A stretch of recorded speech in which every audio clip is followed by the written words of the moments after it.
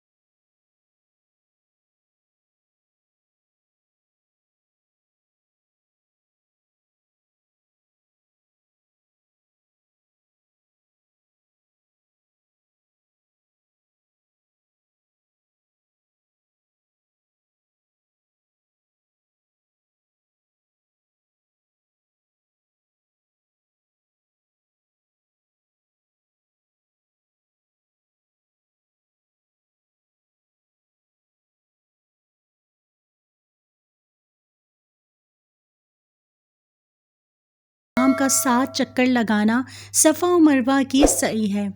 7ویں چکر پر جب ہاجرہ علیہ السلام مروہ پر چڑھیں تو ایک آواز سنی تو آپ علیہ السلام نے عرض کیا، اے اللہ کے بندے، میں نے تمہاری آواز تو سنی ہے، کیا تم ہماری کچھ مدد کر سکتے ہو؟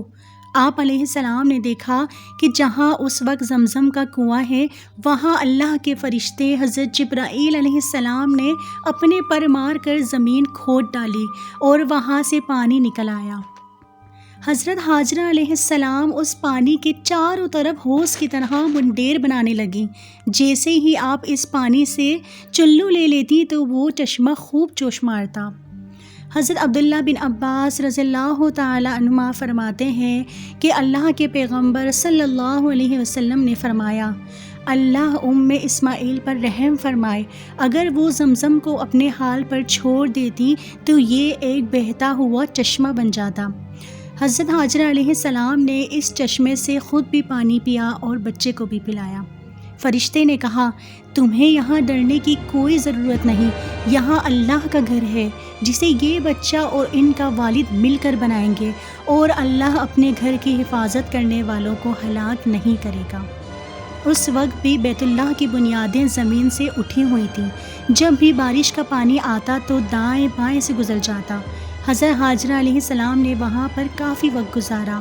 پانی نکلنے کے چند ہی دن بعد جرہم قبیلے کے کچھ لوگ قریب سے گزرے تو انہوں نے وہاں پر ایک پرندے کو اڑتا ہوا دیکھا، جس سے انہوں نے اندازہ لگایا کہ یہاں ضرور پانی ہے جس پر پرندہ گھوم رہا ہے۔ انہوں نے اپنے 2 آدمی معلومات کرنے کے لیے بھیجے۔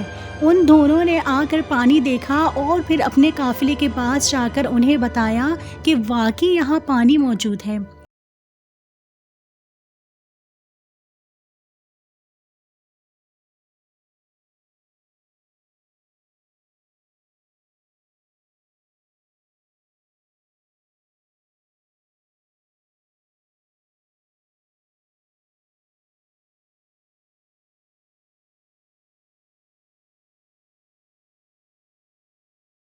اور اپنی بیوی بچوں کو بھی وہیں پر بلا لیا۔ تو ویورز، امید کرتی ہوں کہ آپ کو ہماری یہ ویڈیو پسند آئی ہوگی۔ اگر آپ ہمارے چینل پر نئے ہیں تو ہمارے چینل کو لائک، شیئر اور سبسکرائب کیجیے، ساتھ بیل آئیکن بھی ضرور پریس کیجیے تاکہ ہماری نئی آنے والی ویڈیو کا نوٹیفیکیشن آپ کو بآسانی مل سکے۔ پھر ملتے ہیں اپنی اگلی نئی ویڈیو میں، جب تک اپنا خیال رکھیے گا، دعاؤں میں یاد رکھیے گا۔ اللہ حافظ۔